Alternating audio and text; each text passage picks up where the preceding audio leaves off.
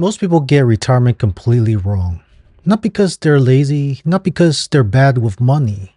They get it wrong because they were taught to chase a number and not a life. From the time we start working, the message has always been the same. Max out your retirement accounts. Don't touch the money. Wait until a certain age, and one day, somehow, it will all work out. So people obsess over balances. 500,000, 1 million, 2 million, and so forth. And what is wild is this.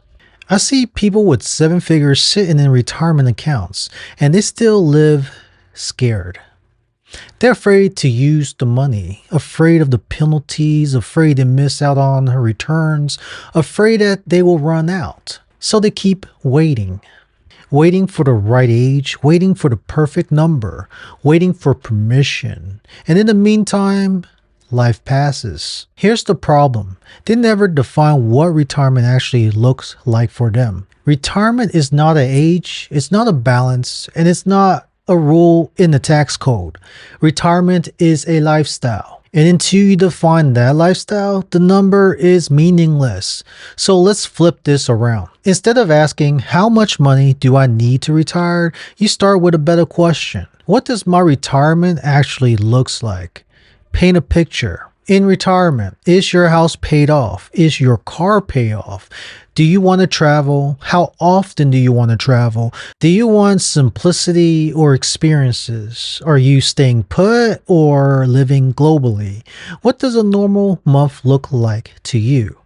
Not someday, not kind of. Be specific. I want my house paid off. I want one car paid off in full. I want to travel at least once a month. I want freedom from work I don't enjoy. And that's your vision. Now, this is where most people stop. You got to price it out. What does the cost to maintain that lifestyle? For example, your mortgage would be zero if it's paid off. You still have property taxes, insurance, utilities, food, transportation, travel, maintenance. We're not striving for perfection in this exercise. We want it realistic to see what the maintenance cost looks like. Once you do that, something interesting happens. The retirement number suddenly becomes smaller because now you're not guessing. You're not chasing a fantasy. You're solving a math problem. So let's talk about what the biggest fear people have. They say, yeah, but I can't touch my retirement money yet.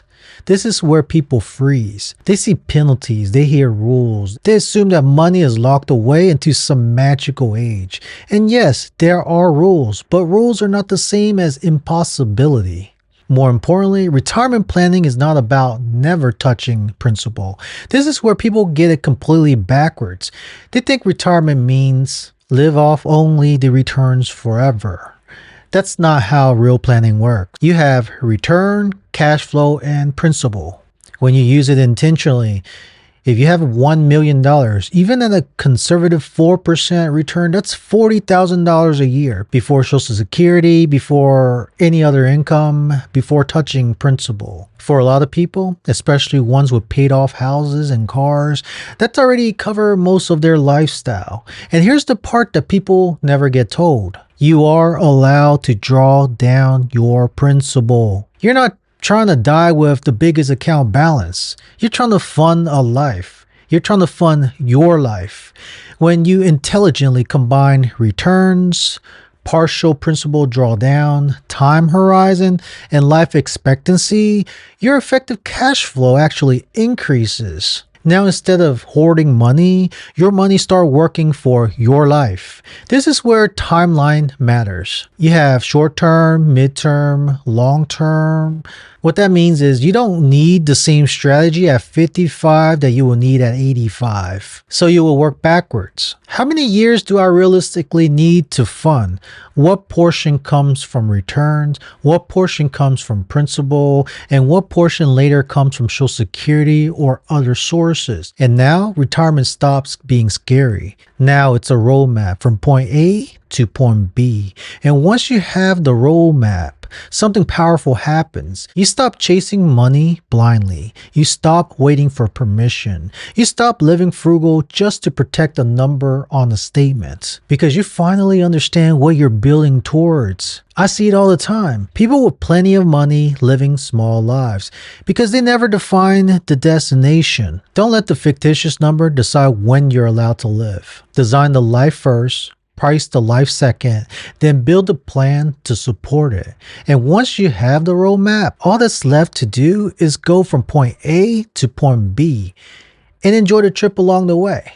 And before you go, if you want help turning this from an idea into something real, I built a simple retirement roadmap template. It walks you through your lifestyle vision, your real monthly costs, and the amount of capital needed to fund it without guessing. You can access it through the link in the description below and work through it on your own. And if you want a second set of eyes, I offer 50-minute roadmap reviews where we walk through it together and sanity check the math. No pressure, no sales pitch, just clarity. The link's below.